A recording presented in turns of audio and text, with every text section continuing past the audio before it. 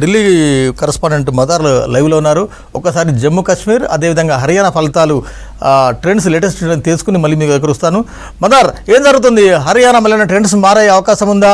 జమ్మూ కాశ్మీర్లో ఎలాగూ కాంగ్రెస్ కూటమి అధికారంలోకి వస్తుంది, ఆ స్పష్టమైన ఆధిక్యత కనబడుతూ ఉంది, మనం చూస్తున్నాం. హర్యానాలో ట్రెండ్స్ ఏమైనా చేంజ్ అయ్యే అవకాశం ఉందా? ఖచ్చితంగా వెంకట్, ఆ దిశగానే కనబడతా ఉంది. 1000 లోపు మెజార్టీ ఉన్నటువంటి స్థానాలు, లేకపోతే 500 లోపు మెజార్టీ లీడ్లో ఉన్నటువంటి స్థానాలు, ఇప్పటికీ చాలా స్థానాల్లో బీజేపీకి సంబంధించినటువంటి అభ్యర్థులు సుమారు 18 నుంచి 20 స్థానాలలో ఈ 1000 లోపు మెజార్టీ ఉన్నటువంటి స్థానాలు ఉన్నాయి, 3000 లోపు మెజార్టీ ఉన్నటువంటి స్థానాలు ఉన్నాయి. కాబట్టి ఇంకా 4-5 రౌండ్లకు సంబంధించినటువంటి కౌంటింగే జరిగింది. పూర్తి స్థాయి కౌంటింగ్ అయ్యేటువంటి వరకు కూడా కొంత వేచి చూడాల్సి ఉంటుంది. ఆ తర్వాతే ఒక క్లారిటీ అయితే సుమారు ఇంకొక 1 అవర్ పట్టేటువంటి అవకాశం ఉంది. హాఫ్ వే కౌంటింగ్ అయిపోతే కానీ కొంత మెజార్టీలో ఏదైనా చేంజెస్ కావచ్చు, లేకపోతే ఒక్కొక్క రౌండ్ మారే కొద్దీ, లేకపోతే ఆ సెగ్మెంట్లలో ఉన్నటువంటి పరిస్థితులను బట్టి కూడా కొంత చేంజ్ అయితే వచ్చేటువంటి అవకాశాలు ఉన్నట్టుగా కనబడతా ఉంది. ప్రస్తుతానికి ఉన్నటువంటి లీడ్స్లో కనుక చూసుకున్నట్లయితే హర్యానాలో హాఫ్ వే మార్క్ బీజేపీ దాటేసింది. 49 స్థానాల్లో ప్రస్తుతం అక్కడ బీజేపీ లీడ్లో కొనసాగుతూ ఉంది. 35 స్థానాల్లో కాంగ్రెస్ పార్టీ లీడ్లో ఉంది. ఇక ఐఎన్ఎల్డీ కావచ్చు, లేకపోతే జేజేపీ అయితే ప్రస్తుతం ఏమాత్రం ప్రభావం చూపించలేదు. గత ఎన్నికల్లో 10 స్థానాలు గెలుచుకుంది. కింగ్ మేకర్గా ఉన్నటువంటి పార్టీ ఈసారి ఎలాంటి ప్రభావం కూడా చూపెట్టలేదు. ఇక ఐఎన్ఎల్డీ గతంతో పోలిస్తే ఒక సీటు ఎక్కువగానే ఇప్పుడు ప్రస్తుతం 2 సీట్లలో ఐఎన్ఎల్డీ లీడ్లో కొనసాగుతూ ఉంది. కొంత 12-12:30 కల్లా కొంత లీడ్స్ అయితే అటు ఇటుగా మారేటువంటి అవకాశం ఉంది. ఎందుకంటే 1000 లోపు మెజార్టీ ఉన్నటువంటి స్థానాలు, లేకపోతే 3000 లోపు ఉన్నటువంటి మెజార్టీ ఉన్నటువంటి స్థానాలు ఎక్కువగా బీజేపీ అక్కడ లీడ్లో ఉంది. కాబట్టి ఆ స్థానాల్లో ఏదైనా కాంగ్రెస్ పుంజుకుంటుందా, లేకపోతే ఆ లీడ్స్ అట్నే కొనసాగుతాయనే అనేది క్లారిటీ అనేది కూడా వస్తుంది. కొన్ని కీలకమైనటువంటి సెగ్మెంట్లలో కూడా కాంగ్రెస్ పార్టీ ట్రైలింగ్లో ఉంది. ఇప్పుడు జులానా లాంటి స్థానము అక్కడ వినేష్ ఫోగాట్ ఫైట్ చేస్తూ ఉంది. ఆమె పోటీ చేస్తున్నటువంటి స్థానంలో కూడా అక్కడ బీజేపీకి సంబంధించి యోగేష్ కుమార్ సుమారు 4000 మెజార్టీ ప్రస్తుతం ఆయన కొనసాగుతూ ఉన్నాడు. సో ఇట్లాంటి కొన్ని కీలకమైనటువంటి కాన్స్టిట్యున్సీల్లో కూడా కాంగ్రెస్ పార్టీ ట్రైలింగ్లో ఉండడం కొంత ఇబ్బందికరంగా మారింది కాంగ్రెస్ పార్టీకి. ఇక జాట్లు మొదటి నుండి హర్యానాకు సంబంధించి ఎన్నికల అంశం తెరపైకి వచ్చినప్పటి నుంచి కూడా చాలా అంశాలు ప్రభావితం చూపెట్టబోతున్నాయనేది ప్రచారం జరిగింది. దాంట్లో కీలకంగా జాట్లు ఈసారి బీజేపీకి దూరం అయ్యారు. రైతులకు సంబంధించినటువంటి ఆందోళనలు ఉన్నాయి.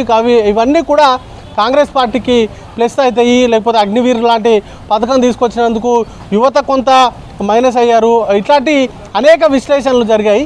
కానీ వాటన్నిటినీ కూడా పటాపంచలు చేస్తూ ప్రస్తుతం బీజేపీ లీడ్లో కొనసాగుతుండడం, దాంట్లో బీజేపీ ఎక్కడైతే మొదటి నుండి స్ట్రాంగ్ హోల్డ్గా అర్బన్ ఏరియాస్లో బీజేపీకి చాలా స్ట్రాంగ్ హోల్డ్ ఉంటుంది.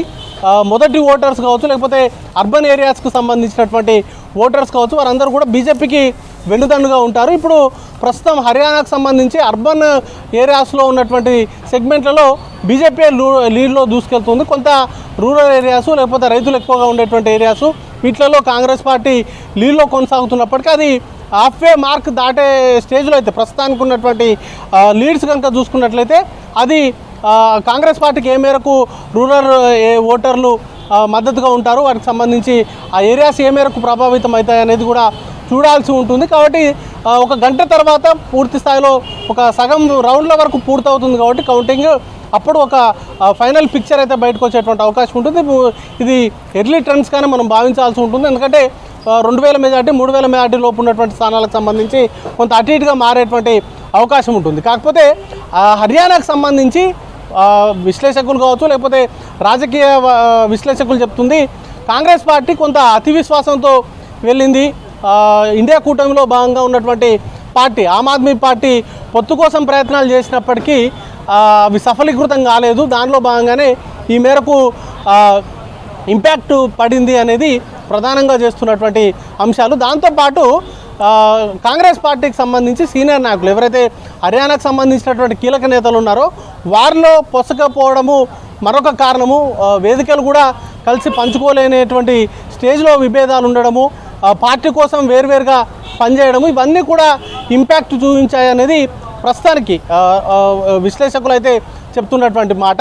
కలుపుకొని వెళ్ళి ఉంటే ఆమ్ ఆద్మీ పార్టీ, ఎందుకంటే పంజాబ్లో ఆమ్ ఆద్మీ పార్టీ అధికారంలో ఉంది, ఢిల్లీ కూడా ఆమ్ ఆద్మీ పార్టీ అధికారంలో ఉంది. రెండు రాష్ట్రాలు పొరుగున హర్యానాకు సరిహద్దుగా ఉన్నటువంటి రెండు రాష్ట్రాలకు సంబంధించి ఆమ్ ఆద్మీ పార్టీ అధికారంలో ఉన్నటువంటి పార్టీ. వాళ్ళ హర్యానాలో పెద్ద ఎక్కువ సీట్లు కూడా అడగలేదు, చాలా నామినల్గా ఒక 10 సీట్లు 15 సీట్ల లోపే వారు డిమాండ్ చేశారు. ఆ సీట్లు కూడా ఇవ్వకపోవడము, ఖచ్చితంగా గెలుస్తామనేటువంటి ధీమాతో ఉండి కాంగ్రెస్ పార్టీ అక్కడ ఒంటరిగా వెళ్ళింది. అది కొంత ఇంపాక్ట్ అయింది అనేది ప్రధానంగా వస్తున్నటువంటి సమాచారం. ఇక జమ్మూ కాశ్మీర్ విషయానికి వస్తే హాఫ్వే మార్క్ ఇప్పటికే దాటింది. 49 స్థానాల్లో ఇటు నేషనల్ కాన్ఫరెన్స్ అలాగే కాంగ్రెస్ పార్టీకి సంబంధించిన అభ్యర్థులు లీడ్లో కొనసాగుతున్నారు. పీడీపీ గతంలో సింగిల్ లార్జెస్ట్ పార్టీగా అవతరించి అతిపెద్ద పార్టీగా ఉన్నటువంటి పీడీపీ ఇప్పుడు నామమాత్రంగా అక్కడ పర్ఫామ్ చేస్తుంది. కేవలం 5 స్థానాల్లో మాత్రమే లీడ్లో కొనసాగుతూ ఉంది. బీజేపీ 27 స్థానాల్లో లీడ్లో కొనసాగుతూ ఉన్నారు.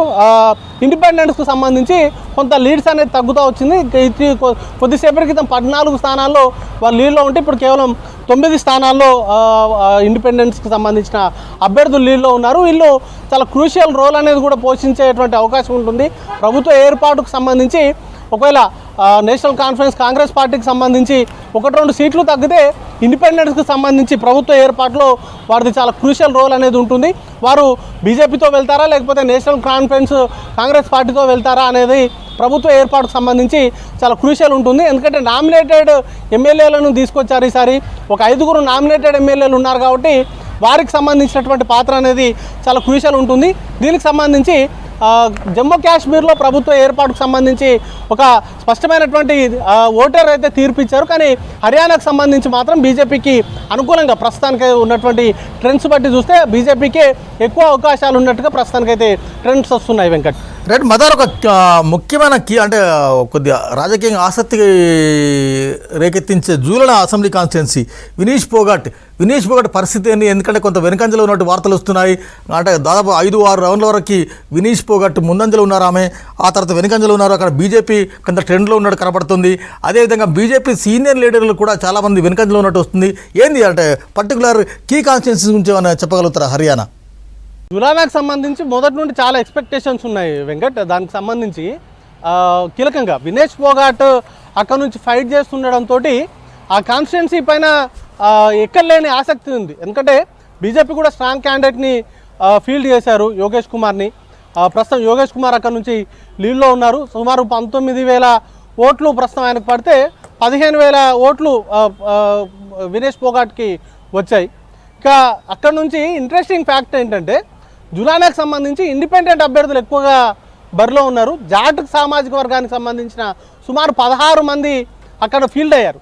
దాంతో కొంత కాంగ్రెస్ పార్టీకి రావాల్సినటువంటి ఓట్లు చీలడము, ఇండిపెండెంట్కి సంబంధించినటువంటి అభ్యర్థులు ఎక్కువగా ఓట్లు చీల్చడంతో ప్రస్తుతం జులానాకు సంబంధించి వినేష్ పోగాట్ ట్రైలింగ్లో కొనసాగుతున్నారు. దానికి సంబంధించి ఇవన్నీ ఫ్యాక్టర్స్, ఆమె మీద ఉన్నటువంటి సానుభూతి కావచ్చు, లేకపోతే ఆమె చేసినటువంటి పోరాటం కావచ్చు, ఇవన్నింటిపైన కూడా కొంత సానుకూలత ఉన్నప్పటికీ ఇండిపెండెన్స్ ఎక్కువగా బరిలో ఉండడము, అది కూడా డామినేట్ కమ్యూనిటీ అయినటువంటి జాట్ కమ్యూనిటీ నుంచి సుమారు 16 మంది అక్కడ ఫీల్డ్ అయి ఉండడంతో ఆ ఇంపాక్ట్ అనేది వినేష్ పోగాట్ పైన పడింది. దాంతో భాగంగానే తను ప్రస్తుతానికైతే ట్రైలింగ్లో ఉన్నారు. మొదట బ్యాలెట్ ఓటు కౌంటింగ్ అప్పుడు 1-2 రౌండ్ల వరకు మీరు అన్నట్టు జులానా నుంచి వినేష్ పోగాట్ లీడ్లో ఉన్నారు. బట్ ఆ తర్వాత క్రమంగా బీజేపీకి సంబంధించినటువంటి అభ్యర్థి పుంజుకోవడము, క్రమక్రమంగా ఆ లీడ్ అనేది కూడా పెరుగుతూ ఉంది. అది కొంత ఆందోళనకరంగా ఉంది కాంగ్రెస్ పార్టీకి సంబంధించి. వినేష్ పోగాట్ ముఖ్యంగా స్పోర్ట్స్మెన్గా తో పాటు ఇటు రెగ్యులర్ల పైన జరుగుతున్నటువంటి అన్యాయాలపైన కావచ్చు, వీటన్నింటిపైన కూడా తను చాలా సీరియస్గా ఫైట్ చేసింది. ఒకానొక దశలో తనకు సాధించినటువంటి పథకాలను కూడా తను గంగలో వేసేందుకు వెళ్ళి అట్లాంటివన్నీ కూడా చేసింది. బట్ అయినప్పటికీ కూడా ఈ ఫ్యాక్టర్స్ తోటి డామినెంట్ కమ్యూనిటీకి సంబంధించినటువంటి ఇండిపెండెంట్ అభ్యర్థులు ఎక్కువగా పోటీ చేయడము, అలాగే బీజేపీ కూడా స్ట్రాంగ్ క్యాండిడేట్ని అక్కడ ఫీల్డ్ చేయడంతో కొంత టఫ్ ఫైట్ని అయితే ప్రస్తుతం ఎదుర్కొంటుంది. ఇక బీజేపీకి సంబంధించి చాలామంది సీనియర్ నాయకులు కావచ్చు, పార్టీకి సంబంధించినటువంటి కీలక నేతలు, భజన్ లాల్ లాంటి కుటుంబానికి సంబంధించి 65 ఏళ్ళుగా ఏరియాని తమ గుప్పిట్లో ఉంటున్నటువంటి వాళ్ళు కూడా మొదట్లో ట్రైలింగ్ ఫేస్ చేసినటువంటి పరిస్థితి ఉంది. సో ఓవరాల్గా పార్టీలు లేకపోతే ఇవన్నీ ఉంటే కూడా అక్కడ ఉన్నటువంటి స్థానిక ఇష్యూస్ అనేది రిఫ్లెక్ట్ అయ్యాయి. దానిలో భాగంగానే ఈ ఓటింగ్ అంతా కూడా జరిగింది. దాంతోపాటు ఈ ఇండిపెండెంట్స్ ఎవరైతే పోటీ చేశారో వారు ఎక్కువగా ఓట్లు చీల్చడంతో ఇటు బీజేపీకి నష్టం జరిగింది, ఇటు కాంగ్రెస్ పార్టీకి సంబంధించిన అభ్యర్థుల పైన కూడా వాటికి సంబంధించినటువంటి ఇంపాక్ట్స్ అనేది పడింది. గెలిచే స్థాయిలో లేనప్పటికీ గెలుపు అవకాశాలను దెబ్బతీయడంలో మాత్రం ఇండిపెండెంట్ అభ్యర్థులు అలాగే ఆమ్ ఆద్మీ పార్టీకి సంబంధించినటువంటి క్యాండిడేట్లకు పడ్డటువంటి ఓట్లు ఈ గెలిచేటువంటి అవకాశం ఉన్నటువంటి అభ్యర్థుల పైన తీవ్రమైనటువంటి ప్రభావం పడినట్టుగానే మనం చూడాల్సి ఉంటుంది వెంకట్.